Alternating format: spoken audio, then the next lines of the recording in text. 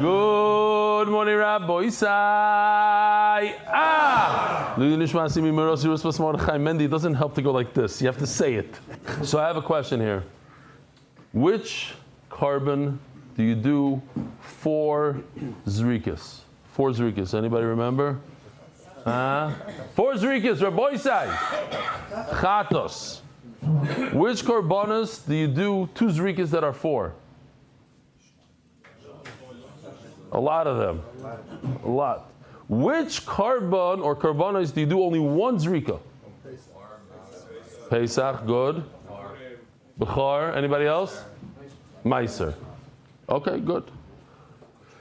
Now I have another shaila. This is to warm up for the trauma, because we're going to have a 5-minute trauma sugya. Trauma, by trauma I mean the word pigul.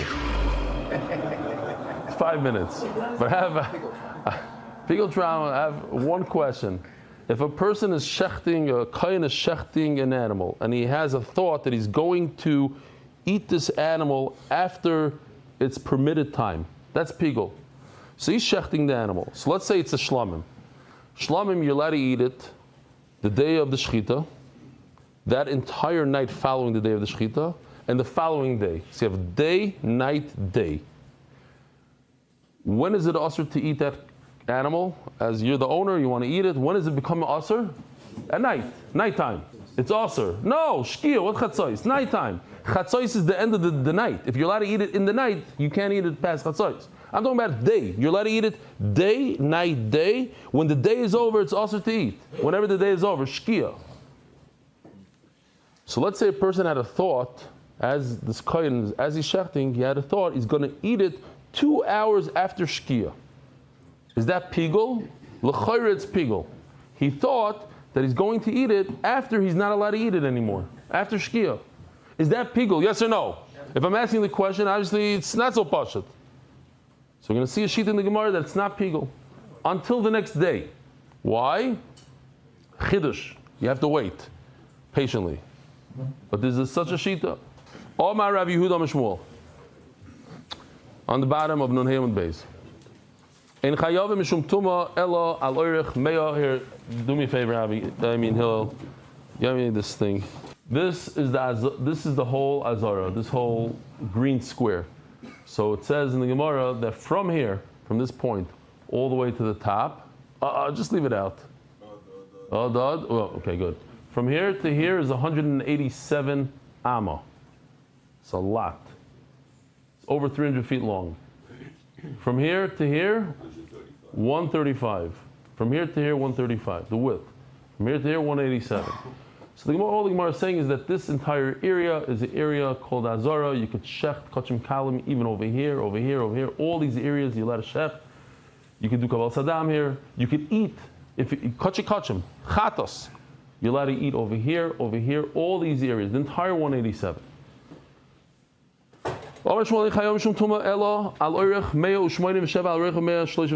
And the same thing would apply for the negative. So if you are tamei and you walk into the Azara, even if you walk into this area or this area, you are over. You get kares for walking. You touch the dead rat. You walk in there. You went to Levai. You walked in. All these, the entire year, 187 by 135. So there was a Tana who said this over in front of Rav Nachman. The Azara was 187 by 135. So Rav Nachman heard this and he says, oh, you know what my father said about this? In the 135, 187, it all has kedusha, so therefore you could eat the karbanas there. And you're permitted to shech in the entire area, all over. Now, if you remember, what's the issue? To shech over here. Big issue. The issue is that it says in the pasuk that's Pesach Oyel Moed, that you could see the Oyel Moed. So if you're standing here, this would be the area that you could see from your eye, from wherever your eyes could see. But your eyes standing over here cannot see over here. They can't see over here. They certainly can't see behind the. So we already answered that. We said over here, there's a door on the corner, and if you stand in this corner right over here, you can see this direction and you can see that direction. What about back here? We said there's a window in the Kodesh HaKadoshim. Here, there's the Kodesh HaKadoshim, goes through, and you can see over here. Okay. So V'chayavim mishum tuma. You could check there, and if you walk around anywhere in the Azara, you are chayav if you are tameh. Limudei mai. What does it come to exclude? Perhaps you're on this thickness of the wall. You're in a doorway right over here. You're in a window. Maybe that, and you're tameh, you're not chayav. Or maybe if you're on this wall, on the giant wall, very wide wall, and you're eating the carbon, you're over, chatos, you'd be over. Or maybe you want a shecht right here on the wall. There's not enough room here. You come in the rush, Erev Pesach, you decide, you know what, I found a nice area right over here on the wall. Maybe I can't shecht there. Tanina, but it says, the windows and the width of the wall, have halacha. The lishka, there were different rooms here. Actually, this doesn't show. I like this picture better for this here, this one. If you look over here, you have all these different rooms here. Lishkas hagoyla, beis hanitzoitz, lishkas hagazis. Right over here, you have the lishkas hagazis. So you have different rooms.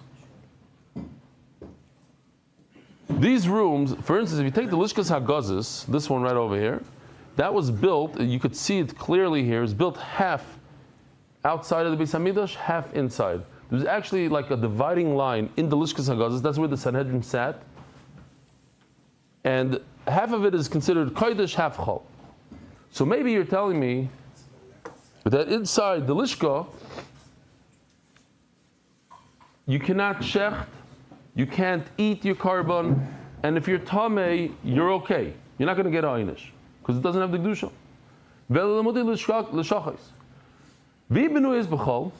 If they are built outside, in the mundane, outside of the Beis Hamikdash, but they're open, they have a door opening into the Beis Hamikdash, into the Azara, but not toichan kodesh.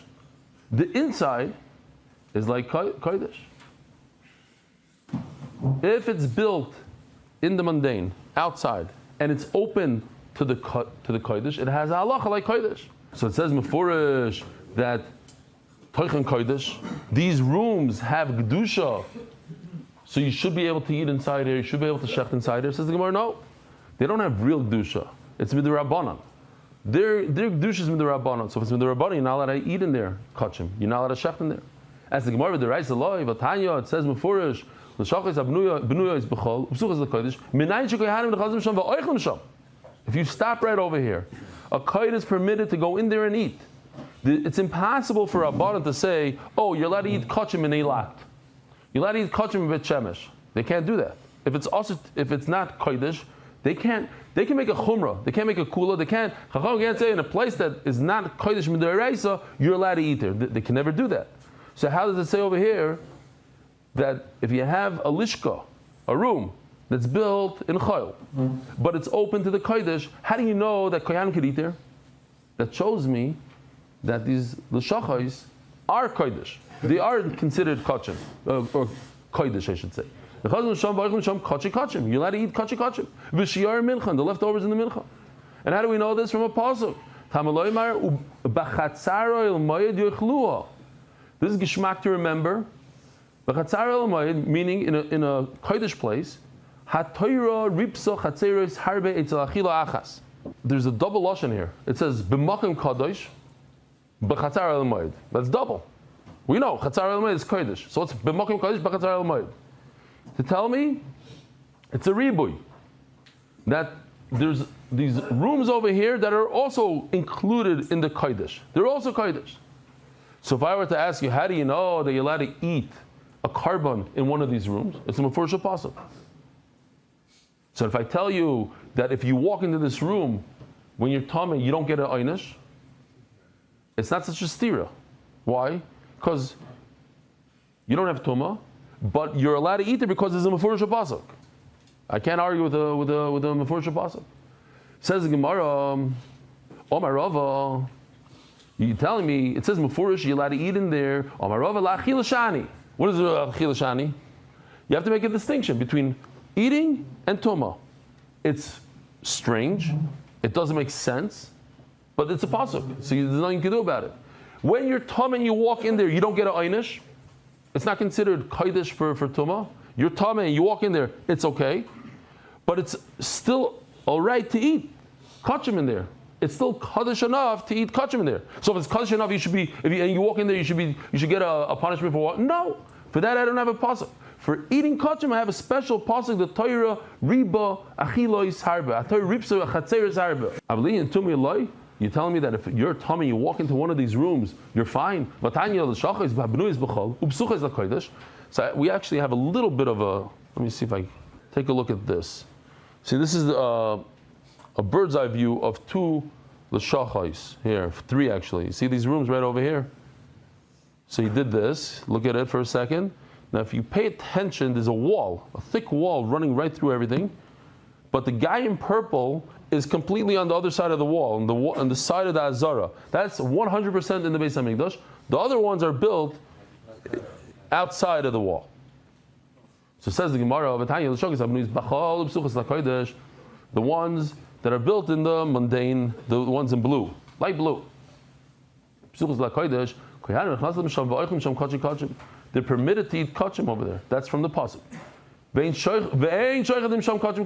cannot shecht in there. But it says, you are chayav if you are tum and you walk in there. So it's not exactly what you said.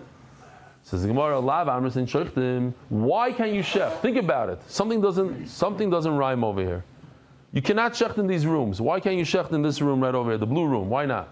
Because it's outside, it doesn't have kedusha. So that's why if you walk in there when you're tamei, you're not chayav. Why? Because there's no kedusha. So there's no kedusha. How can you eat there? How can you eat kachim there? Because there's a mefurish pasuk that says you're allowed to eat it. You know what? I could say that the reason why if you're shecht in this room right over here is because you see there's walls, there's all sorts of things. You don't see. There's no direct eyesight to the entrance to the heichal. I understand that. But what's the pshat that if you're tummy, you walk in there, you're not chayiv? Says more, I'll explain to you. Time out.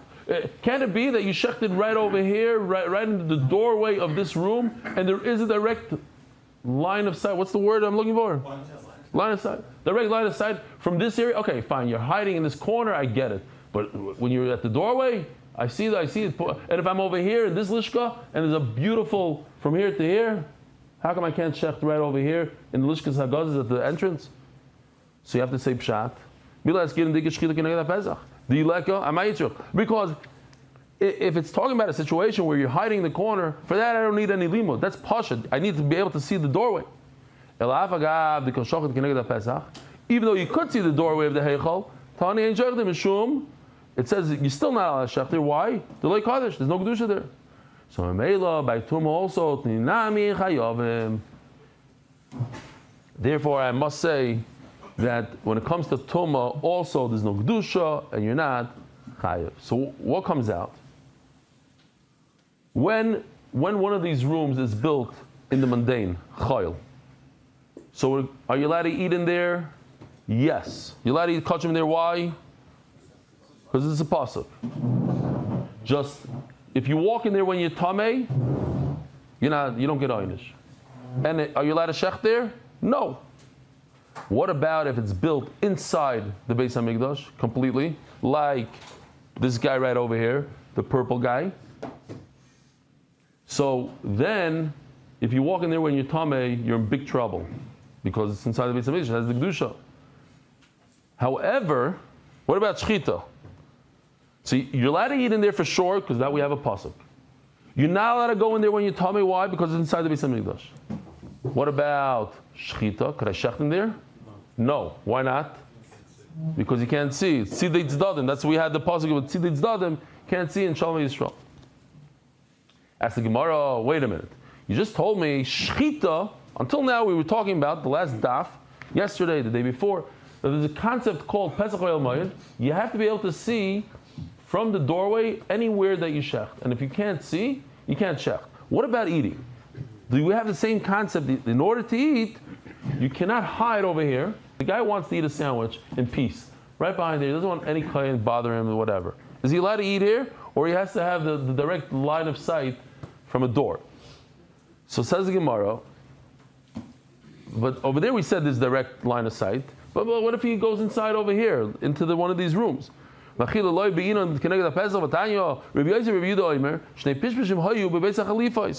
so we had this already the other day. Let's do it again. Here, the 3D view of the Shnei Pishpishim. That doorway, right over there, on the angle, on the corner, that's a Pishpish. Shnei Pishpishim hayu bebeis chalifos, Govin Shmoina. These doorways, Rabbi side, these doorways were 8 amas tall. Because the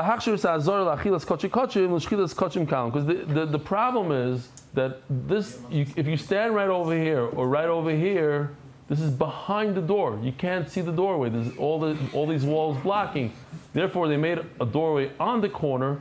So if your head is right here on the corner, your head has the ability to see in this direction, and you're good. Omar. Oh, so it says Mefurish that Kidei lahachshir is Chazarah lachilas kochi kochim. What do you need this for? So you could see everywhere. And if you could see everywhere, you could eat. It says lachilas. It doesn't say l'shchitas. It does say l'shchitas. But in addition to that, it says lachilas kochi kochim u'l'shchitas kochim kalam. L'shchita we said already. That's why we need the doors. But it also says lachilas kochi kochim.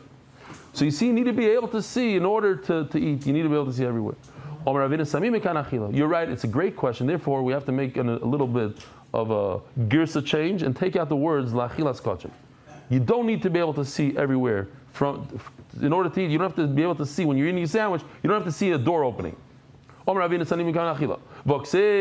by miluim, bashus habasar, pesach oil moed. You have to have the door. V'sham toichlu, by the door. You see a doorway. V'sham toichlu oisai. Says the Gemara kachi shah shani. You're right. It says it by miluim, but that's a one-time thing in the time by the inauguration of the Mikdash, of the Mishkan. But later on in generations, when you ate, you didn't have to see a doorway. New sugya, Rabbi say brand new sugya. Minayin ledam shenifsal b'shkis hacham. This is a fascinating thing. The blood of the carbon, once shkia hits, you can't sprinkle it anymore. If you can't sprinkle it anymore, then the carbon is possible. You have a carbon. We know that the mechaper, the main part of the avodah, is to do the sprinkling of the blood. Once it's shkia, it's all over. Why is this fascinating? There's 2 words here. When I first read it, I'm American, so hakrivai to me means, what does hakrivai mean? What does it mean to everybody here? You're all Americans. To be makros, to sacrifice. No, that's not what it means. It means to sprinkle the blood. Over here it means to sprinkle the blood. To bring close, it means the blood. As zivchai means shchita. Shchita. So we have 2 things here. We have the blood and we have shchita. So the Gemara says, since you have these 2 words, and we're going to go with these 2 words the whole time, hakrivai means zrika sadam, zivchai means shchita sabehema. So, biyoim shato ziveach atamakriv. It has to be in the same day. It says biyoim. On the day that you do the shchita, that's the day you have to do the zrika. You can't wait till the next day. Biyoim shiato ziveach I atom makriv. Rashi just says a very interesting thing here. We'll do Rashi. It says Rashi, if you remember, who doesn't remember, the famous video, im alu lo yirdu, if even the blood goes onto the mizbeach, you don't take it off the mizbeach. Even if it stayed overnight, it could stay on there. Says Rashi, I have a bucket of blood that stayed overnight. It's almost like lemashal. You put the blood in the refrigerator, so it's good to go. So maybe I could take that blood in the next morning. Okay, at night you're not allowed to do Zrikas Adam. But the next morning, I want to do Zrikas Adam, maybe I should, because it was on the Mizbeach. It saved it, so to speak. It's a safe zone. It's on the Mizbeach, Lo Yered. Says Rashi, no, you can't use it for that. Oh, so we have a pasuk here that says that the blood becomes pasul. Haimim Bayalei says the Gemara, but this pasuk that tells you that the blood becomes pasul, right? By Shkia, I need it for something else. Ligufei. What's ligufei? Forget where it says Arli Yoim Aleph. Arli Yoim Aleph, we're not starting there. Where do you shech the carbon? You shech the carbon in Yoim during the daytime, where it says Yoim 1, day 1. I'm allowed to eat it day 1. I'm allowed to eat it night 2. And then I'm allowed to eat it day 2. That's it. Day, night, day. We got to get used to this. Yeah? 1 and 2. Ariel Yom 3, you see where it says Ariel Yom 3 all the way at the end? I would take it off. I wish I could take it off. The Ariel Yom 1 and Yom 3. Okay. Yoshi wanted to show the whole picture. Day, night, day, night, day, night. But you're shechting in daytime. So it's really, the chart should start during the day. Yom 1, you get 1 night and 1 day. The reason why we have Ariel Yom Shalosh, that's because that's the next sugya. And I mentioned it in the beginning of this year, where you're thinking thoughts, or you're actually eating the food the night following day 2. You're allowed to eat it day 1, the day you shecht, that whole night, and the following day. That's it. Day, night, day.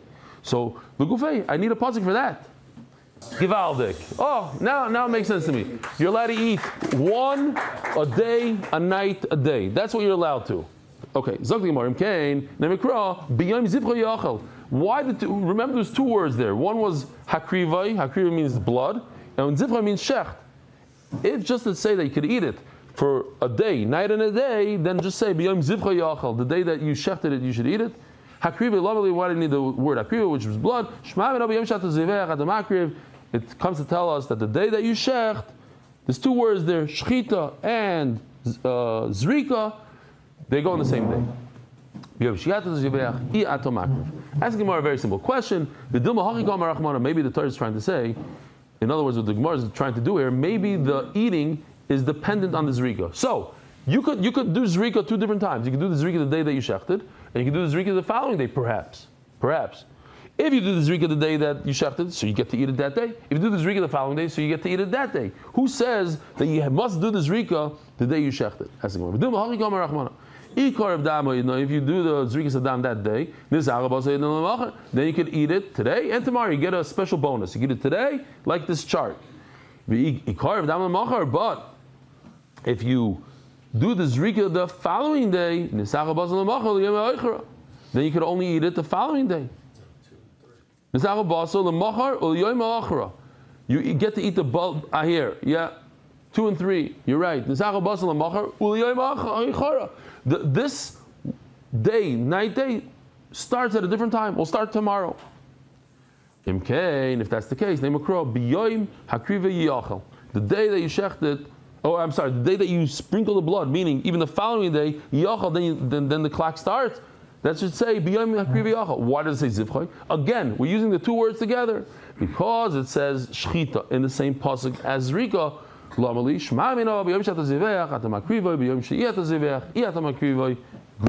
That's the end of the sugya, that the day that you shechted, that's the day when the clock starts, and you have a day, night, and day, sponsored by... That day you have to do the zrika has to be done the same day.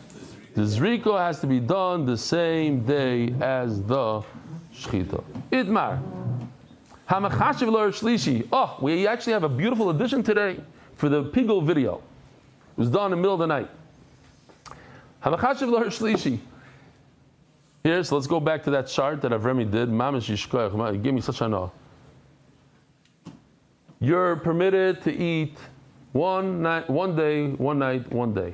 What if during the shechita, here he is, that's the Shlomim Marnechal. What if, I don't know what happened there, here. Oh, it works. As he's shechting, on day 1, of course, he's shechting, he's thinking in his mind he's going to make a barbecue the night after when you're not allowed to eat it anymore. Is that considered pigul? L'chayre, yes. There's no reason why not. It's after the time that you're allowed to eat it. But we have a machlokes. Hamachashiv lo shlishi, chizkiya makosher, v'yechon apostle. Rebbe says it's possible. Chizkiya makosher, the lo yidin niklas sereifa. You know why? Take a look. In the original one, it shows that you could only burn it. Oh, that's why I had it. Oy, I shouldn't have taken it out. On Yom 3, that's when you could burn. That's when you burn the leftovers. So the burning occurs only after the night. Oh, we're back to that. Let's see. Yeah, here we go. Givaldik. It's burnt on Yom 3. Since you can only burn it on day 3, So pigul only occurs from that point on, from the point that you can burn it, not from the point that you can't eat it anymore, which is early Yom 3. It's Yom 3, it has to do with the burning. It makes sense. This is what we were all saying. Once you can't eat it, it becomes, that thought of eating it in a time that you can't eat it, that night, that makes it pigul. Now what about eating? Ha'oichel la'or shlishi. Hatzlacha g'doyla Rabbi Yosef. Ha'oichel la'or shlishi. So that's called pigul, that's called noiser. We're not talking about a machshava here, a thought of eating in the wrong time. Just literally eating this carbon right over here. Oi, you should have at least saved what you did. Avremi. Okay, whatever. Making him crazy. Anyway, he had not a thought to eat it on early Yom Shalosh. He ate it. He literally ate it when it was past its due date. It's expired meat. That's called noisar. You know what? The Chiddush Gadol Ma'od, we never knew about this. You're only over the following morning, even though right now you're not allowed to eat it anymore. It's nighttime, but it's night and you can't burn it. So if you can't burn it and you ate it, you don't get chorus for eating noisar. What do you mean? You're not allowed to eat it. Once you're not allowed to eat it and you eat it, you get chorus. I have a right to Rabbi Yochanan. If there's, it's interesting. In a carbon, there's 3 different timelines for different things. Everything has a different time. So when the kohen, as he's doing the shechita, he thinks about item 1, that machshava is one time, l'mashal. Mechashvim b'damam. If he thinks about doing the zrikas hadam, when is zrika? We said, when is zrika puzzle? The Rebbeinu Tam and not Rebbeinu Tam. When is it? Shkia. So if you think about 1 minute after shkia, that's pigul. We know about the emurim here. So here, Yoshi just did it. The 3 different machshavas. The machshava of zrikas hadam is immediately after shkia at night. The machshava of emurim putting it is right after the morning, and the machshava of eating a barbecue is the following night. Once it's daytime, you can't throw the emurim, the different things, the parts that go onto the mizbeach, you can't do that anymore. So if you think about putting them on the mizbeach after that time, that's pigul. If you thought about making a barbecue out of your shlamim after 2 days and a night, meaning the second night, that's mechashim damish. Sorry.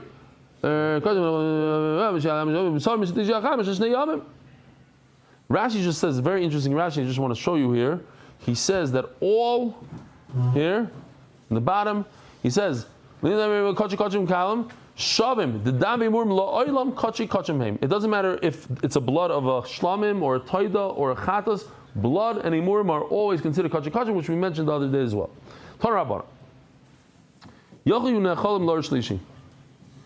Think about it. Take a chatas. How do you eat a chatas? The part of the chatas, when you're allowed to eat it? The day of the shechita and the night until chatzos midrabana. So how come shlom is not the same thing? Shlom should be double. Day, night, day, night. Why stop by the day? Why is it also during the night? You should be able to eat it at a night. The 3rd night. Or I should say the 2nd night.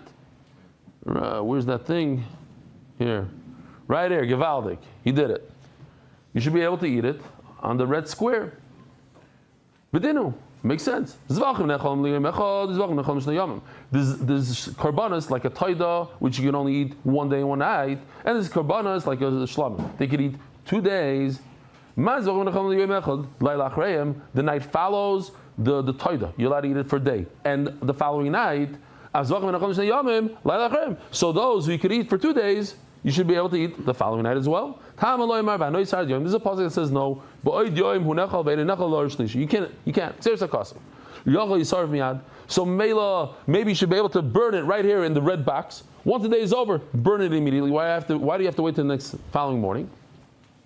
And it makes sense. We have a toido, we have shlamim. Think about it. When do you burn the carbon chatas? When you can't eat the chatas anymore, which is when? When can you eat the chatas anymore? The next morning, Alisa Shachar, you're allowed to eat a chatos day, night. At the end of the night, which is Alisa Shachar, you have to stop eating it. When can you burn it? The next minute. So Mela by Shlamim also, when you stop eating it, when do you stop eating it? By Shkia. The next minute you should be able to burn it. Right after you can't eat it. You burn it.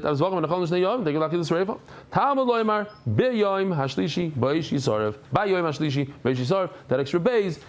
You can only burn it during the day. Rabbi Sai, have a wonderful day. Merit the schus of spreading Torah throughout the world. Sponsor a shir today. MDYsponsor.com or sponsor at MDYDAF.com.